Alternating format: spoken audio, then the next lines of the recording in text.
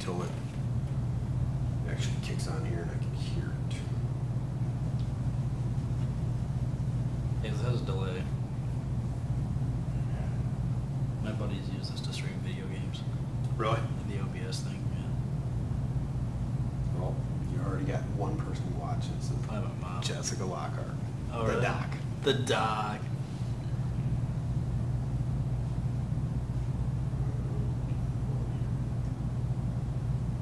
All right, it is working now, and we've got our volume, so we can go ahead and start. Cool. Good afternoon, everybody.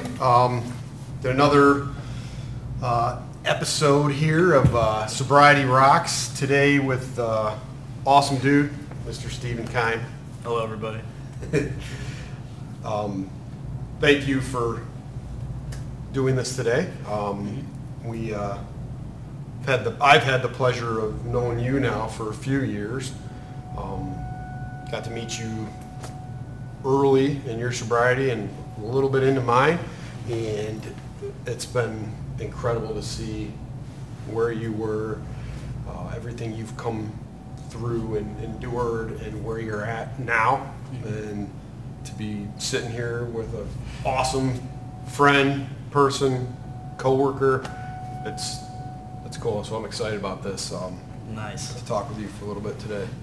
Cool. Do you want to go back and first, I got to share a little joke that we had here as we're sitting here. I'm like, so I got this little notebook here, and it looks like I got my questions all laid out. And I said to Steve, I said, we kind of just wing it each week, so there's no questions on my paper, as you can see. So we had a good little chuckle about that. Hold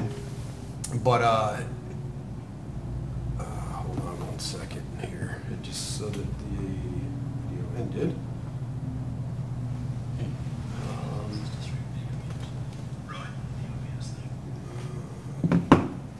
All right, looks like it's still going. Sorry.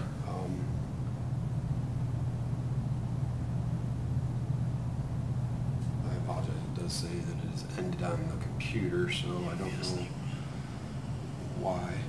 Weird. We got one person who watches. Jessica Lockhart. The doc. Can you guys hear us okay still on Facebook? Just want to make sure before we get too far into it. On my computer it says that it is cut it off.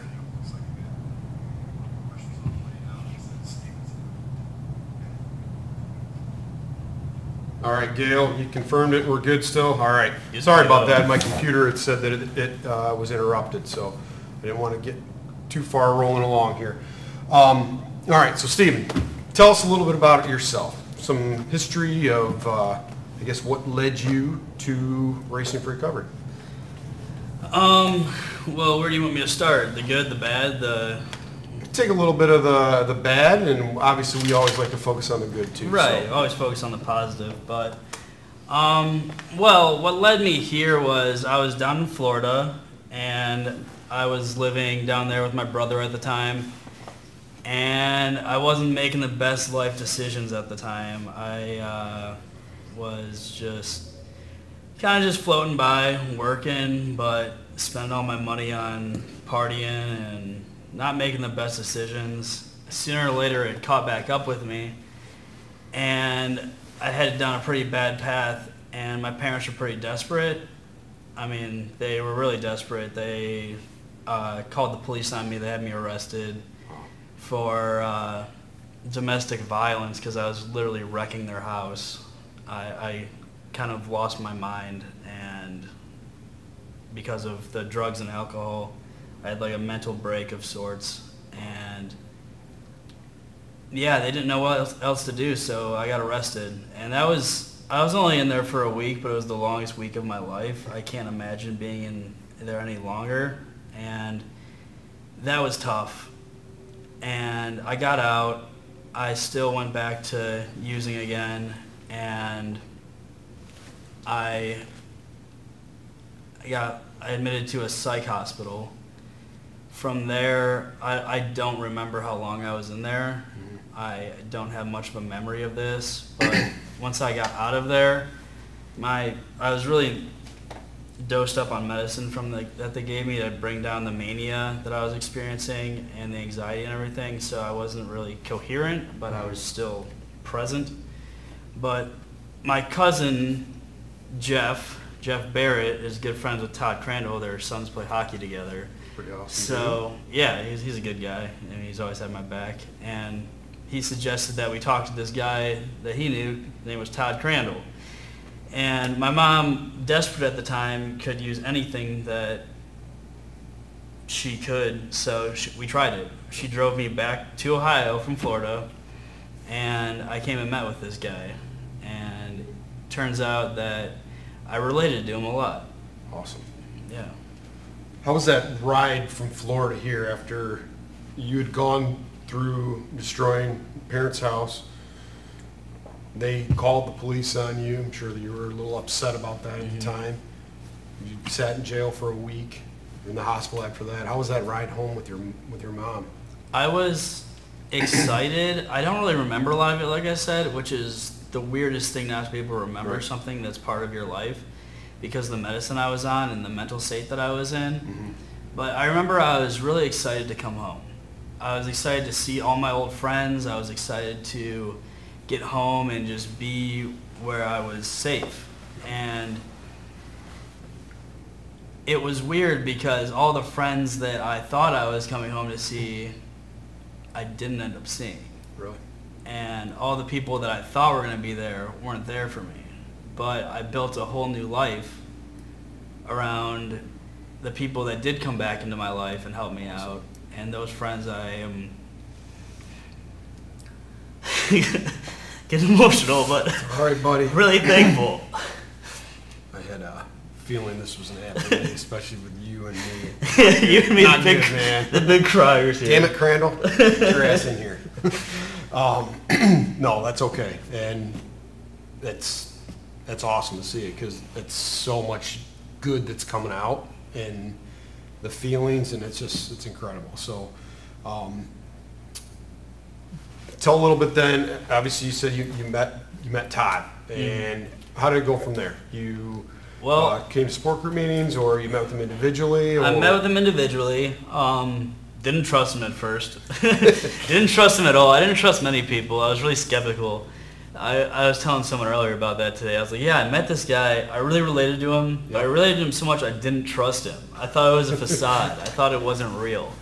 I thought he was just kind of messing with me at first, but I did listen to what he had to tell me, and I took into consideration.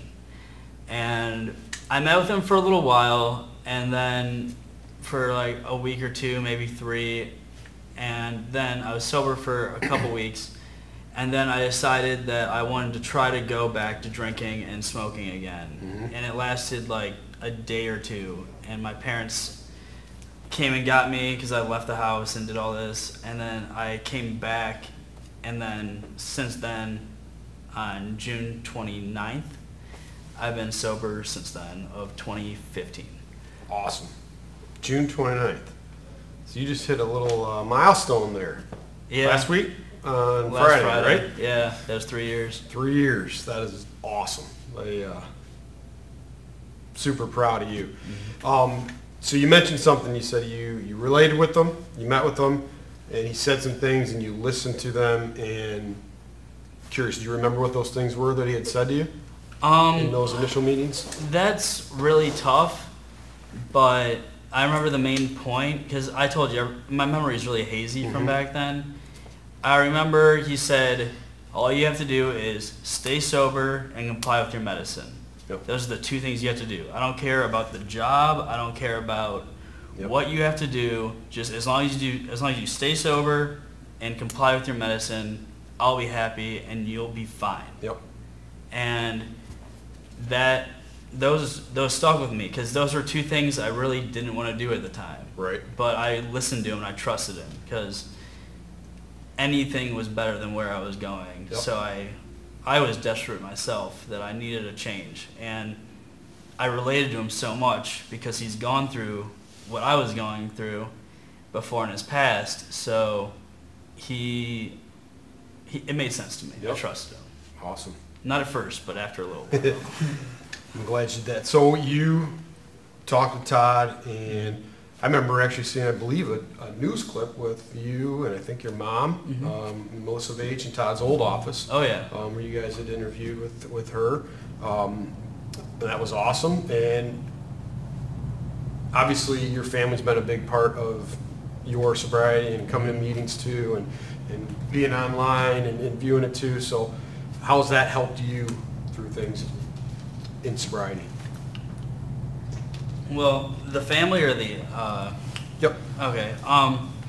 Well, it's just the fact that having my parents there with me, and at the time my sister didn't want anything to do with me. My brother wanted absolutely nothing to do with me because we got into it pretty bad in Florida when I was living with him. So all I had really were my parents and a couple friends. Yep. And my parents were there 100% to back me up, and it made going into this change of scenery, change of thought and lifestyle a lot smoother. The transition was a lot smoother because I had people with me. Yep. And people I trusted. And that was really important because Absolutely. I remember leaving the church, and after the church meeting, we would talk on the way home, and that's about the most I would talk to my parents at the time, is we'd talk on the way home. Oh, what'd you think about the meeting? Yep. How'd the meeting go? What were you thinking about? Because I wouldn't talk much at Yep. first. I was very quiet. So that's the only thing we really talked about at the beginning, but it gave us something to relate to. And it happens today, to where I'm running the Monday night meetings. Oh, how'd the meeting go? What did you guys talk Awesome. about? And it's the same conversation, but Yep. fast forward 3 years later. Brought up a good point there too, and I love that because you facilitate Monday night book study meeting. You've been doing that for a while, and obviously we are very appreciative of that, and thank you for that. How does that help you being in that role and facilitating meetings that other people get to come to as well?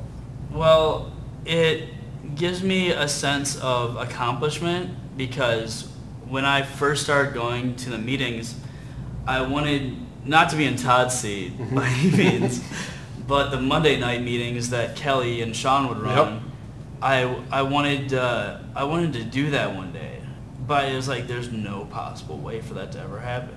I was like, I don't see myself ever being in the position. Hold on, I gotta ask you, haven't you heard the slogan here? With sobriety, anything is possible. Yeah, but You just didn't picture yourself. The in self-esteem, that role. the confidence I had in myself at the time, I didn't see myself ever doing that. But I thought it'd be really cool to do that one day. And unbeknownst to me, one day I was just like given the opportunity to do it. And it's helped me relate to people at a deeper level. And it's really taught me that I can remain teachable Absolutely. at any point. Because I learned so much at every meeting. Yep. Because I'm sitting there paying attention and everyone's talking towards me even though they shouldn't be. They Right. should be talking to everyone else, but a lot of people talk towards me. And I listen so carefully and I just learn so much from every single person that comes in, and that's why I love having more people come, because I get to learn from more people. Awesome. That meeting, both the book study and the fact of having you up there to do that, and even in that role, like you said, that's awesome because you've still got that humility. You're not putting yourself up there because, I got 3 years now. You're, as you just said, you learn from the people that are in the meetings, and that's how we should all remain teachable and able to learn and listen to everyone. Like you said, you learn from somebody coming in with less than 24 hours of sobriety, all the way to Todd has got 25 years. You learn from everybody, and that's what I love about you. Is you're very humble, you're open, you're willing to listen and learn and take things in and then apply them too, and that's why you're successful in what you're doing now. I look at you and I use you as an example to a lot of people because I think about everything that you've gone through and the strength that you have, and like I said, you're an inspiration to me. And like I said, I know you are helping to change a lot of people's lives in being a part of Race for Recovery, sharing our meetings, leading meetings, helping people come through the doors now in a different role, and Can you explain a little bit how that's impacted your life, being now a part of the team here at Racing for Recovery and working with everybody at Racing for Recovery? It's truly a blessing.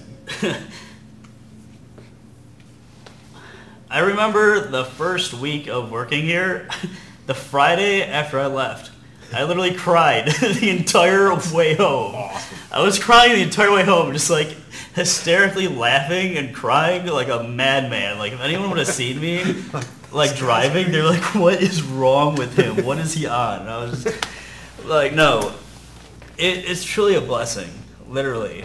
I wanted to be part of this more than anything because it's helped me so much. And it's something I wanted, but once again, didn't think was possible. Mm-hmm. Not that I knew that anything's possible, yep. but it was the self-esteem thing again, the confidence I didn't have. And it doesn't matter where you are, like in your sobriety or life, it doesn't matter, you still will have lack of confidence and lack of self-esteem. It's something you always need to improve on. Yep. And I got the awesome opportunity to work here, and it's helped me so much because, again, I keep learning and I keep getting around this environment. Absolutely. And the more I'm in this environment, the stronger my tie is to Racing for Recovery and my own recovery. Absolutely. And someone said, I mean, I've heard this a couple times, if you love where you work, you'll never work a day in your life. And I hate calling this work. I hate calling Todd my boss. I hate calling anyone my manager or supervisor. It's not like that because the whole culture we have here is the peers. Absolutely. Like we're all on the same level. We're just rowing different parts of the boat. Yep. And I just am so appreciative towards it. It's awesome. I know we talk about that a lot. And AJ's made the statement, by working here, we are completely ruined if we ever look outside here because it's fun. Yeah. I look forward to every day being here, and there's difficult times and things we got to do and all that stuff, but it's at the end of the day we got an awesome group of people that are all there for each other and have each other's backs and help us get through and do whatever it takes to get things done, and it's awesome to be a part of it, and I'm absolutely thrilled and honored to have you part of the team at Racing for Recovery. So it's been awesome. I obviously last week would have been the ideal time, obviously, for your 3-year, the day of on Friday success story. But I didn't want to put you in that position, and obviously it's a big day in many ways for you. Yeah. And I'm sure while there's the awesomeness of that day, there's a lot of heartache too on that same day. And I don't want to, if you want to talk about anything, then that's perfectly fine. Because I know that you getting through that with sobriety intact has been a huge foundation of support for many other people in your family. And like I said, that alone I looked at as inspiration for me to get through anything that I encountered. But again, to me, it shows me the strength and the man that you are. And like I said, I'm just amazed and impressed, and you're an awesome dude. Well, thank you. But what you're referring to happened 2 years ago, the day after my 1 year of sobriety. It was that night, actually. I was having one of the best days I thought of my life. It was my 1 year. Super excited, super happy. Just enjoying life. And then I get a phone call. I have a couple missed text messages, a couple missed calls. I wasn't looking at my phone because I was having a good time. And I get a message from my cousin that says, "Call me, this is important." And I knew at that time something was wrong. I immediately thought someone died. I thought it was my mom or my dad, but it turned out it was my sister who was in the hospital. She got in a really bad motorcycle accident. And everyone was still hopeful, though, because, you know, bad things don't happen to great people. She still had a lot of life to live. So we went to the hospital. He had a motorcycle accident, and I just remember sitting there kind of numb but hopeful. I had a lot of hope. I prayed that day for the first time. I haven't prayed in a long time. I don't think I've prayed since. And we prayed together, hoping for my sister to make it out. But part of me knew that it was a really important day in my life, that I didn't think she was going to make it. When I was at the hospital, we went back to see her, and my mom was trying to say, just hold on, she's going to make it out, she's going to make it through this. But the nurses were and the doctors were saying differently. And at that moment, I had to grab my mom and tell her, it's okay, Mom, we're going to get through this, you just have to let her go. And I said that without even crying. I was really strong, where I don't know where this strength came from. But I was, from then on, that point, a rock to my family through the next however long, and they probably still say I am. And I know. And that moment and that day was the hardest day of my life. I thought getting sober was hard. I thought dealing with old baggage and emotional trauma that I thought I had lived in my previous life was hard. But losing my baby sister to an accident that I can't blame anyone for, it just happened, that was the hardest moment of my life. And the first thing I did, I didn't sleep. The first thing I did was I called Todd Crandall. I said, hey man, is there any way you can get me in? Because this is really important. Yeah. Hey, can you pencil me in real quick? Because this is pretty serious. And it was I didn't think he was going to have time. It was really all of a sudden, but he got me in. And I remember that day, that was one of the best decisions to do, was to go where I felt safe. Yep. Someone I can relate to, someone I can talk to, someone to talk me down if I felt any which way about anything else. My first concern before anything else was staying sober. Yep. Because I knew if I made the decision to go back and try to numb the feelings that I was feeling, it would have just ruined everything. Yep. So that was the first thing I did. And probably the best decision I made. Sorry. Again, I didn't want to bring that up because I know that's a difficult topic. That's why I gave you that opportunity if you wanted to. Yeah. I think, like I said, you're one of the strongest people that I know, and I'm so proud of you for getting through such a difficult time and not turning to drugs or alcohol. I mean, you're just another incredible example of we have the ability within us to endure a lot of things, and some of them are horrible to go through. And that does not mean that we need to drink or use because of it. Like you said, it's not going to make it better. It's not going to help anything at all. It would probably send you further down into, you know, the depths of depression and all kinds of negative things that can come from that. Mm-hmm. And you wouldn't have been there for your family. Right. And they needed you.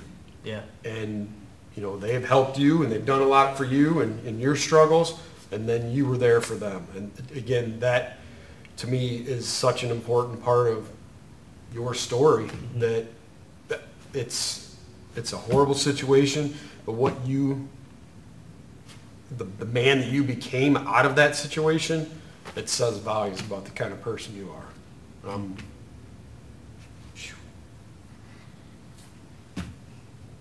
Jerk.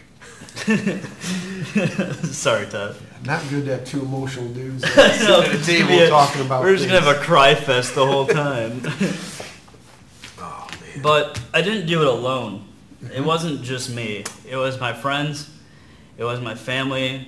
It was everyone at Racing for Recovery. It was all the support I had. It was my girlfriend.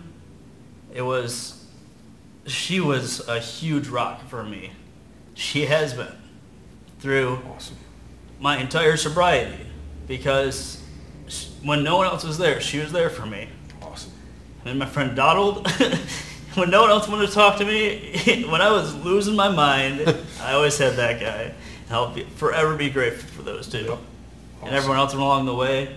I've had a lot of friends help me out, and a lot of family always supporting me. Like my 2 years when my whole family came in here, basically, Yep. and that was Cool. a really neat memory that I'll never ever forget. Awesome.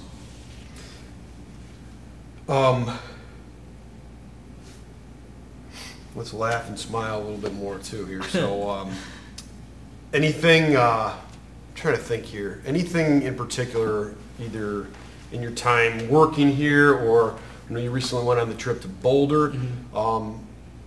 Any good, positive, uplifting things that you guys experienced or that you have in your time since you started working here?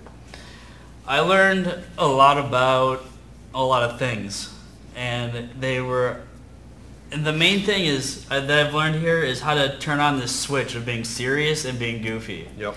That is, I didn't know how to ride the line at first, and I was like, are we serious? Are we having fun? Are we doing both? I've learned that, and it's that we can be completely serious 1 second, and then when we need to let out, I think that's a really major part of working in such an emotional workplace, is you have to be able to vent in a positive manner. We do that Right. a lot with laughter. Yep. And I really want to owe a lot to it to Dan Williams up front, because he Pretty funny, dude. he's hilarious, but he also gets on me when I need to get stuff done. Yep. He's taught me a lot about how to have a work ethic. Yep. And I I never had one of those my entire life. And he's taught me a lot about being on time and taking care of what needs to be done, but then at the same time Awesome. knowing how to have fun. Absolutely. And I love that. Yep. Because I joke around and call you guys my dads, and it's a joke, but you guys have taught me a lot, because you guys are just, I don't want to say you're like more experienced, but you are, because you're older and you have more experience, but I mean, we learn from each other, and that's what's most Absolutely. important. Absolutely. Take a look here on Facebook, because I don't like just doing that while I'm talking with you. Yeah. Just see, obviously we got a lot of people watching, and a lot of positive comments. Love you, Steven. Amazing, awesome. You are my rock star, Steven. From Stephanie Stout. I love Stephanie. So proud of you, Steven. Also so proud to call you my friend. From Rachel. Congratulations on your sobriety. Thank you for sharing. Book study meeting is at 7 p.m. on Monday. That is correct. Mm-hmm. Somebody here saying that all the strength is inherited from his mother. And obviously, it's your mom with some positive comments on here as well. And she loves you, of course, as you know, right? What she said, she loves you. It's that's funny too. You talk about Dan. Dan is a good dude. He, like you said, he'll put you in your place, but we'll have great laughter too, and that's what we're here to do. Is it's helping each other in whatever ways we can to grow and become the best that we can be. Yeah. So we can help more people every day. Any final closing comments or anything that you wanted to share or say or anything? Yeah, I just wanted to bring up what also I've learned here, just working at Racing for Recovery and being part of this program, that I don't think I would find anywhere else is everyone always talks about the holistic approach, and we're so holistic and balanced, and I don't know, those terms get thrown around a lot, but I think what I've learned about being a part of this program is being healthy. And I don't know, it's just, I recently made a decision to change my diet up a little bit, thanks to Todd and Matt. I've been playing with the idea for a while. Like, I don't think I could be able to do it. I don't think it's for me. And one day I just said, screw it, I'm trying it. And I changed to a plant-based diet.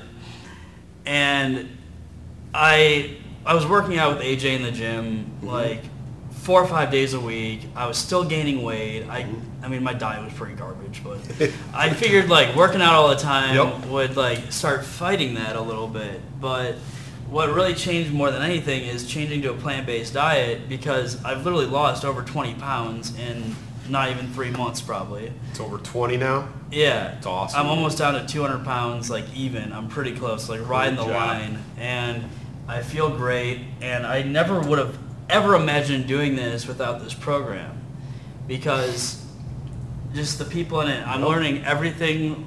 We all have our wheelhouses, let's say, of like different things. And there's AJ that knows his working out and taught me, like, at least for me, he's taught me how to work out and enjoyed that. And then there's Todd and Matt with the diet. There's Dan with having to be serious, and you having to teach me how to be emotional and feel like that's okay. And Rach just helps me just relax and laugh a lot, because I'm always sitting in my office and I just hear Rach and Dan laughing up front. I'm just laughing to myself. That's great.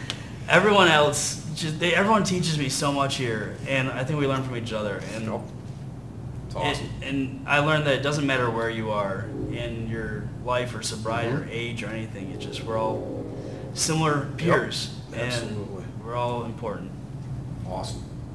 Thank you very much for sharing your story and talking, and I appreciate it. And I know there's a lot of people out there that I'm sure that are going to see it, and that's what I love about this, is we never know the impact it's having, but we know it is, because we've had people that have called in or sent a message on Messenger and said, I saw the live stream or the success story about this person, and I can totally relate to this person or that person.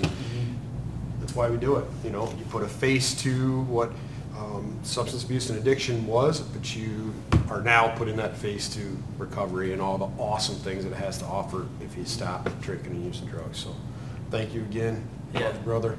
Love you too, man. We're going to have a great day, everybody, and an awesome weekend. And thanks for tuning in today. All right. Take it easy.